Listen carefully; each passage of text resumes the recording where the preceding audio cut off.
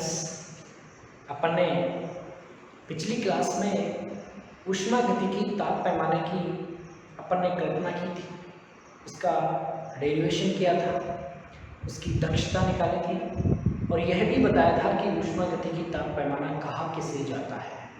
ठीक है, ऊष्मागतिकी ताप पैमाने की दक्षता निकालने के बाद में इसकी 4 केसेस आती हैं। तो अपन ऊष्मागतिकी ताप पैमाने की केसेस के बारे में देखते हैं। ठीक है, इसकी फर्स्ट केस होती है कि ऊष्मागतिकी ताप पैमाना, या कहें कि जब परम शून्य ताप पर इसकी दक्षता पर क्या प्रभाव पड़ेगा, कम होगी या ज़्यादा होगी। तो चलो देखते हैं। अपन स्टार्ट कर रहे हैं ऊष्मागतिकी ताप पैमाना में ही ये चल रहा है। ऊष्मागतिकी ताप पैमाने की कैसे चलेगी, ठीक है। ऊष्मागतिकी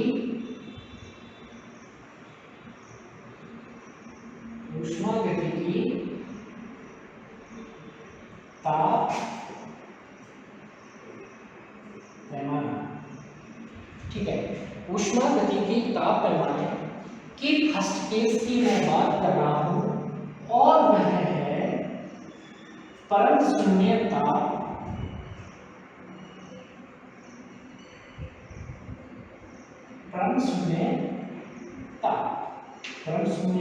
कितना होता है, 0 डिग्री केल्विन या 0 डिग्री सेल्सियस। आप कुछ भी कह सकते हैं, इसको केल्विन ले लो या सेल्सियस में लो या डिग्री में ले लो, ठीक है। परम शून्य ताप, ठीक है। ओके, देखते हैं परम शून्य ताप पर क्या प्रभाव पड़ता है, इसकी दक्षता क्या चेंजेस होती है, कम होती है या ज्यादा होती है। ठीक है, तो ध्यान रखना, मैंने ऊष्मागतिकी ताप पैमाने में इसकी दक्षता निकालने का फॉर्मूला निकाला था और वो फॉर्मूला क्या था, 1 माइनस का Q2 अपॉन Q1, या इसको इस तरह से भी लिखा जा सकता है कि 1 माइनस का Q2 अपॉन टो, यही था। अब जब परम शून्य ताप की बात कर रहा हूं तो परम शून्य ताप पर जो टेम्परेचर होगा वो क्या हो जाएगा, 0 हो जाएगा। परम शून्य ताप पर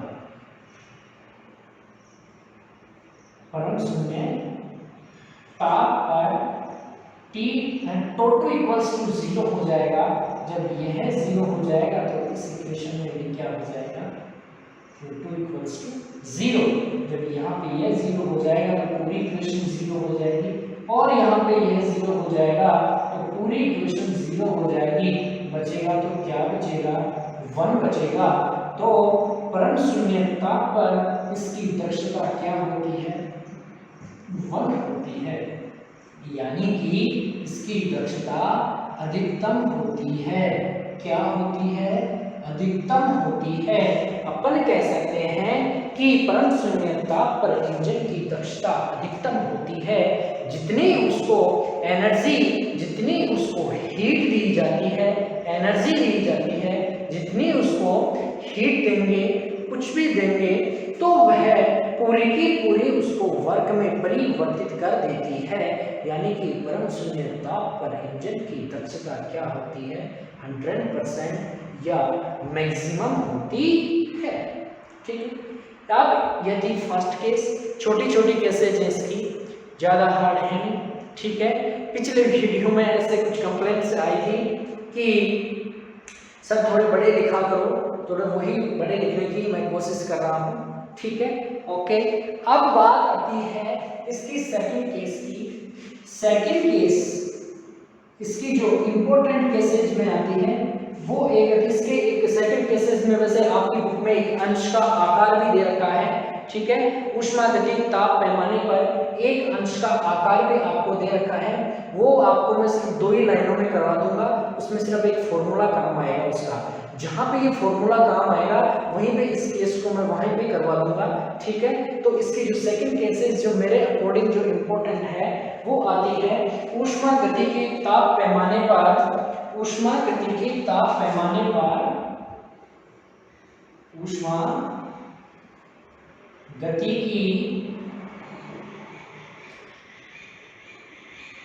ताप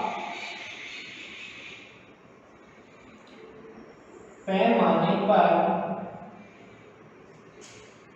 अज्ञात ताप का निर्धारण, अज्ञात ताप का निर्धारण।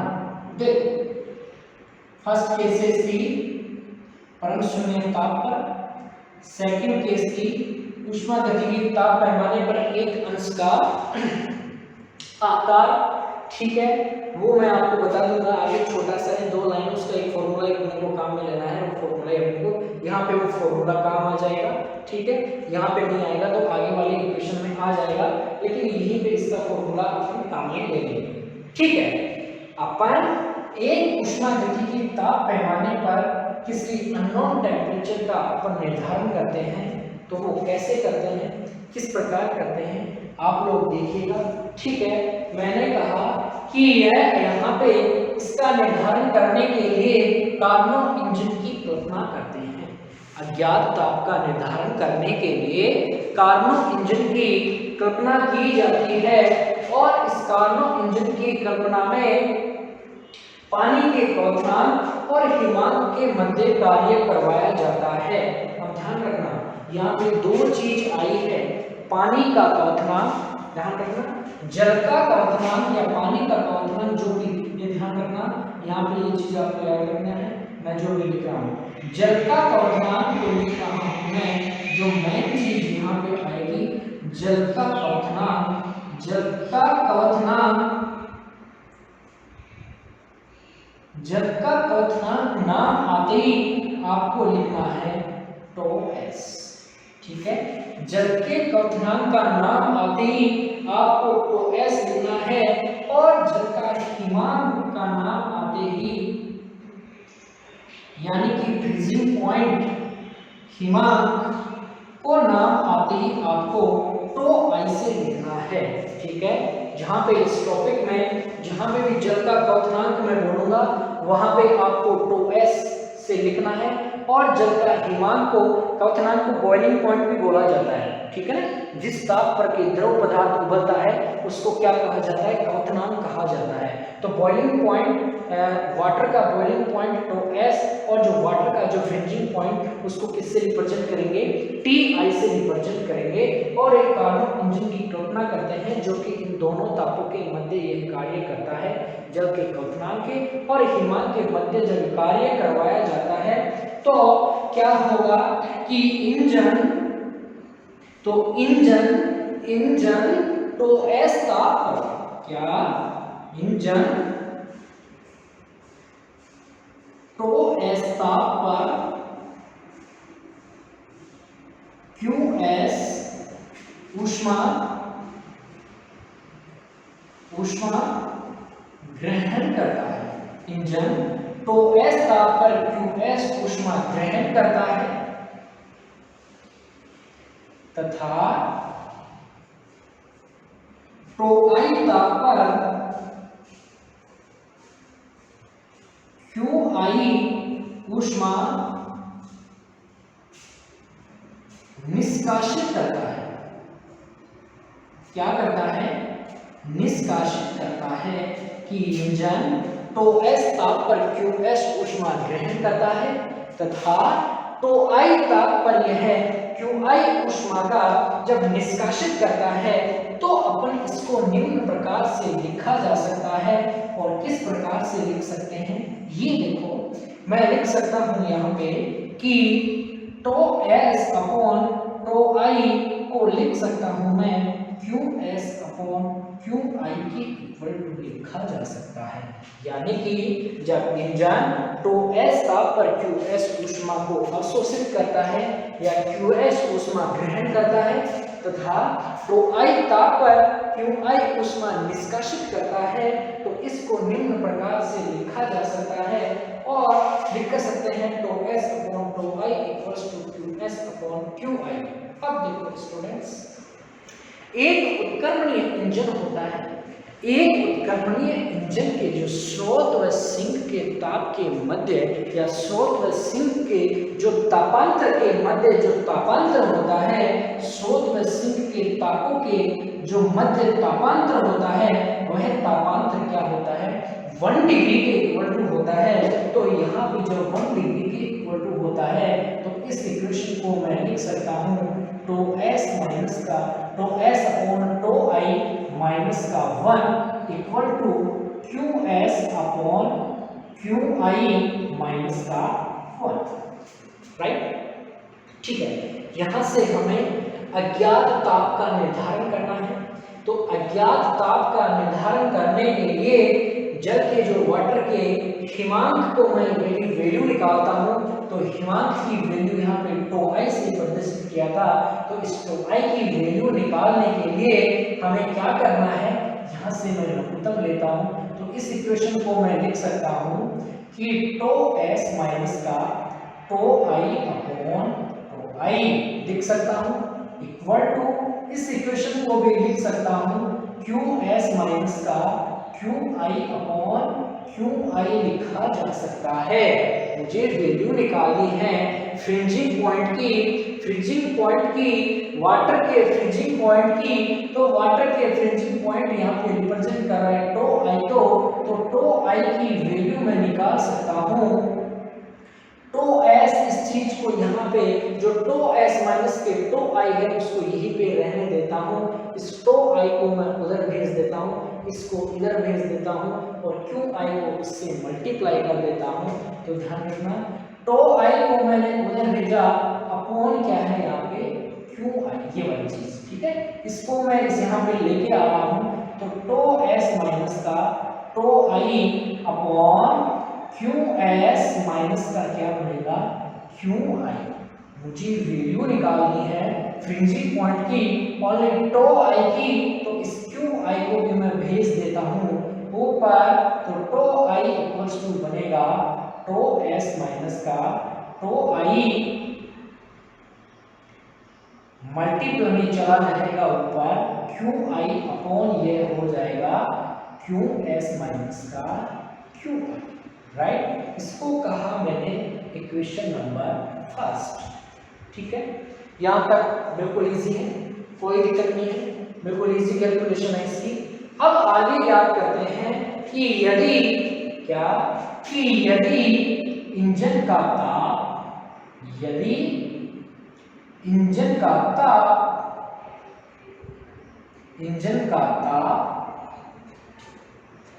टो व टो आई के, यहाँ पे टो अज्ञात ताप है, ध्यान रखना। यदि इंजन का ताप टो व टो आई के मध्य कार्य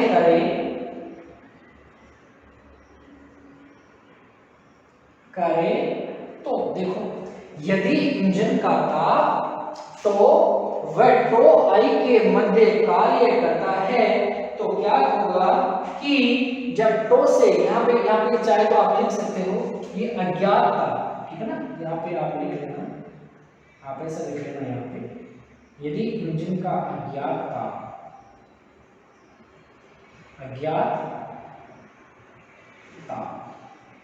यदि इंजन का ताप, कौन सा ताप है, अज्ञात ताप है, जो अपन को वैल्यू निकालनी है, इसकी वैल्यू अपने को पता नहीं है। यदि इंजन का अज्ञात ताप टो व टो आई के मध्य कार्य करे तो इसको किस प्रकार से लिख सकते हैं, जिस प्रकार से अपन ने यहाँ पे लिखा था।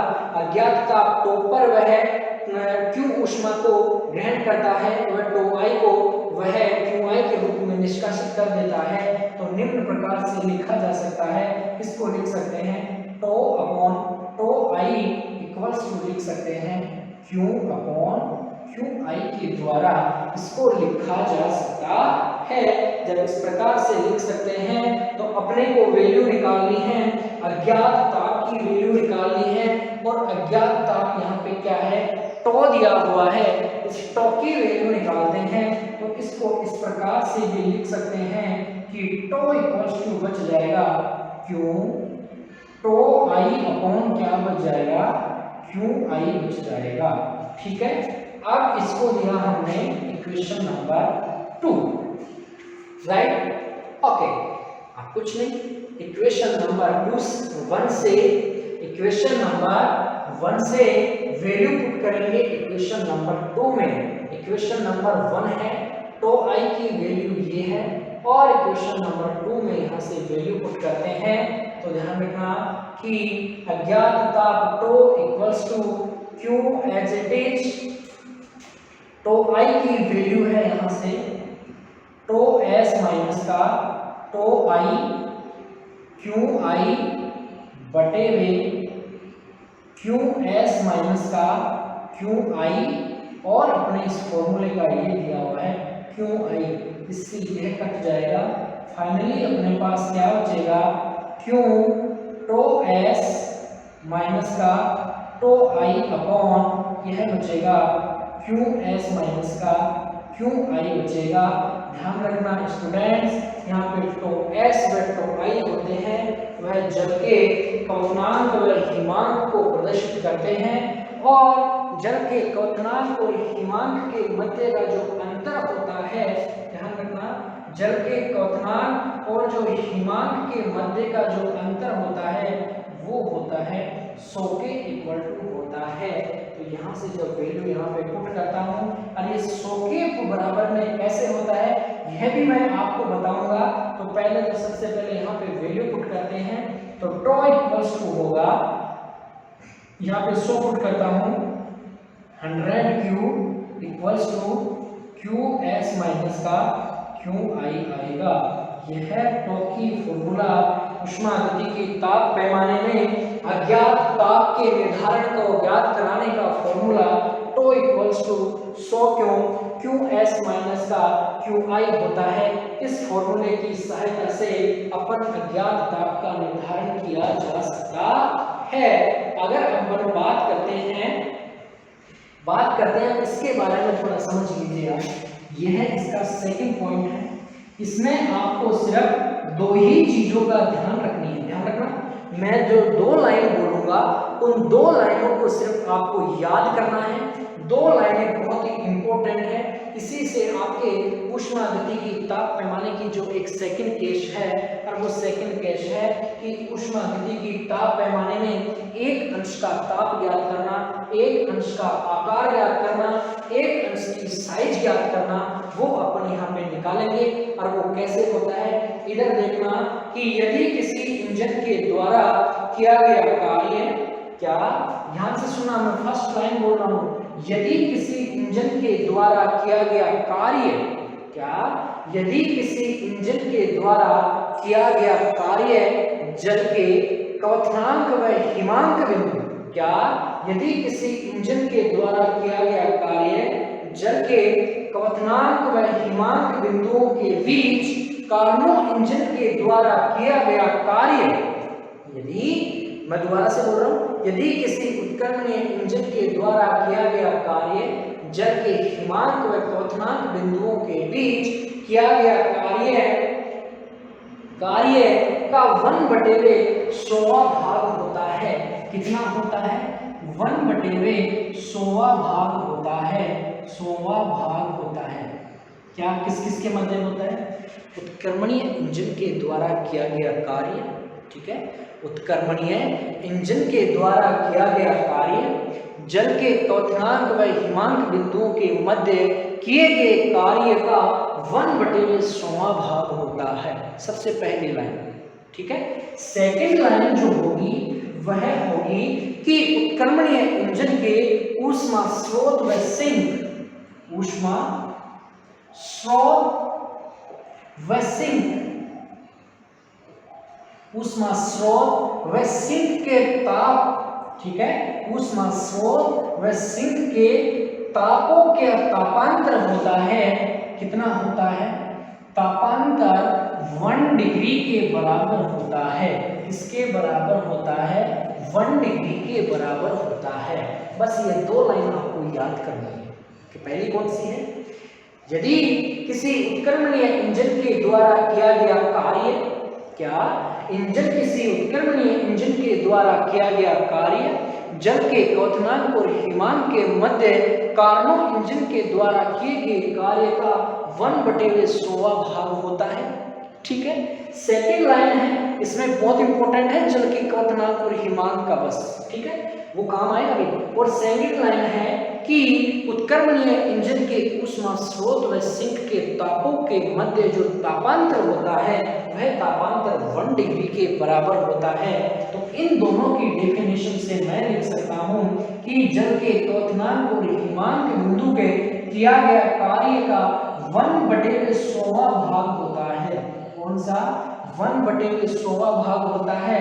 और इन तापों का अंतर किसके बराबर होता है? 1 डिग्री के बराबर होता है। तो इसको मैं ऐसे लिख करके इसको ऐसे लिखूंगा तो वही बात है, वो तो मैं समझाने के लिए लिखा था। ठीक है, ऐसा लिख सकता हूं। तो टो एस आपको माइनस का टो आई की जगह इसको मल्टीप्लाई करूंगा तो क्या लिख सकता हूं? 100 लिख सकता हूं। और मैंने यहीं पे ये चीज लिखी है, तो आज माइनस का तो आई इक्वल्स टू क्या होता है? 100 होता है। और यह आपके ऊष्मागति की ताप पैमाने की सेकंड केसेज है। ऊष्मागति की ताप पैमाने एक अंश के आकार निकालने के लिए यह अपना ये फॉर्मूला आता है। तो s माइनस का टो आई इक्वल्स टू 100 होता है। कोई दिक्कत नहीं आता? कोई दिक्कत नहीं है। दोबारा बोलो के ये दो लाइनें, ठीक है, ओके बोल देता हूं, ध्यान से सुनना। यदि किसी या कह सकते हैं कि जब किसी उत्क्रमणीय इंजन के द्वारा किया गया कार्य, किसके द्वारा?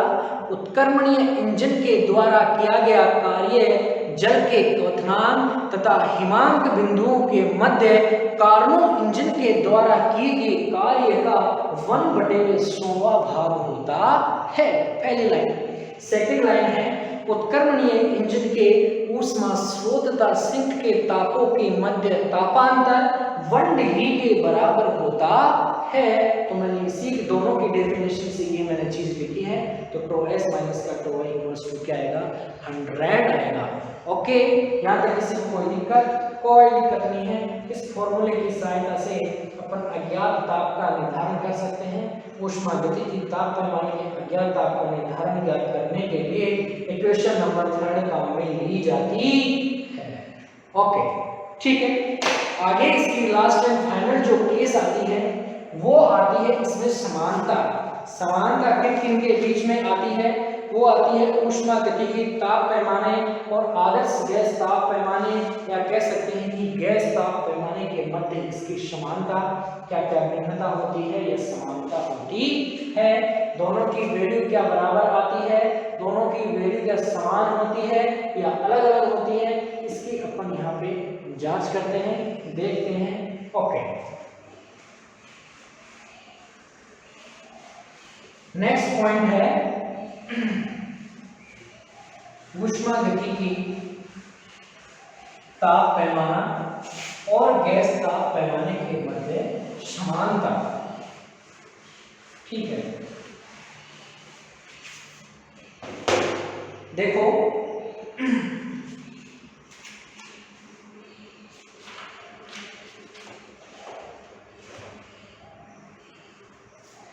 ऊष्मागतिकी, इसका जो थर्ड है लास्ट, ऊष्मा गतिकी, ऊष्मागतिकी ताप पैमाना एवं गैस, ऊष्मागतिकी ताप पैमाना एवं गैस पैमाने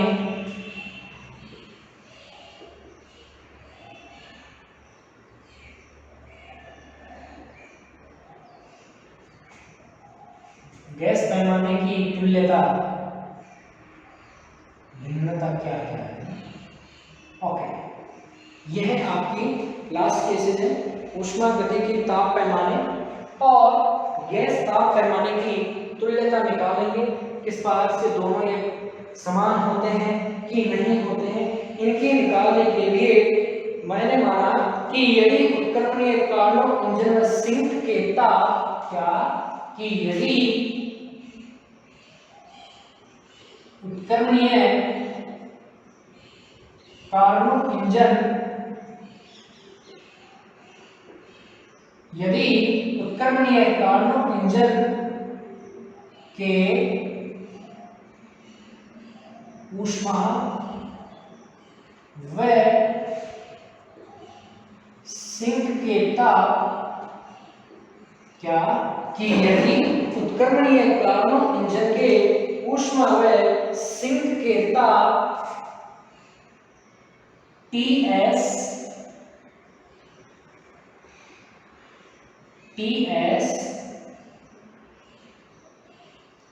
व TI के मध्य कार्य करे तो दक्षता क्या होगी।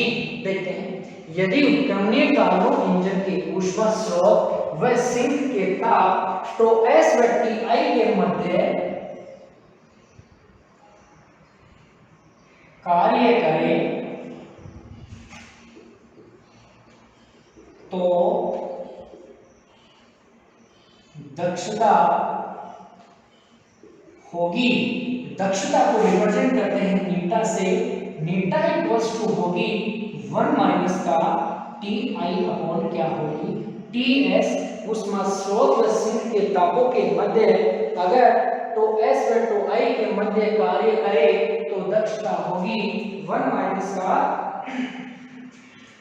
TI upon TS। इसको कहते हैं अपन इक्वेशन नंबर फर्स्ट। ठीक है, सेकंड अगर इक्वेशन की मैं बात करूं तो सेकंड इक्वेशन है ऊष्मागतिकी ताप पैमाने पर यदि क्या ऊष्मागतिकी ताप पैमाने पर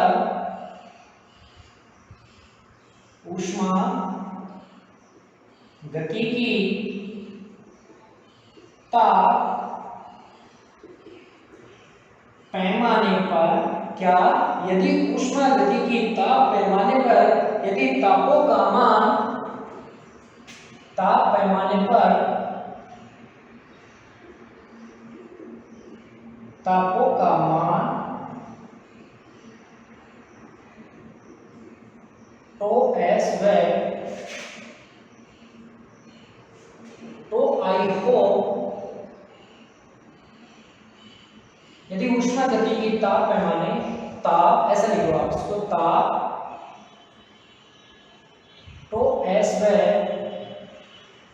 तो I के मध्य कार्य करे तो दक्षता होगी नीटा इक्वल्स टू 1 माइनस का तो I अपॉन तो S। इसको कहते हैं इक्वेशन नंबर 2। ठीक है, यहां तक किसी को कोई दिक्कत कुछ भी नहीं है। उसमें उत्क्रमणीय कार्नोट इंजन के ऊष्मा स्रोत व सिंक के ताप यदि तो S व तो I के मध्य कार्य करे तो उस इंजन की दक्षता होगी नीटा इक्वल्स टू 1 माइनस का TI अपॉन TS होगी। This is equation number first. And the second equation is यदि थर्मोडायनेमिक्स टेम्परेचर स्केल पर जो टेम्परेचर होता है वो तो S व तो I के मिड में जब वर्क करता है तो उसकी एफिशिएंसी नीटा इक्वल्स टू 1 माइनस का T I upon TS। This is equation number 2। The comparison the equation number first and second is आर समीकरण 1 व 2 से देखते हैं। इक्वेशन नंबर फर्स्ट है 1 माइनस का TI upon TS equals to 1 minus का तो I अपॉन तो S। ठीक है, अपने को यह ज्ञात करना है कि TI बराबर होता है तो I के, एक तो यह ज्ञात करना है।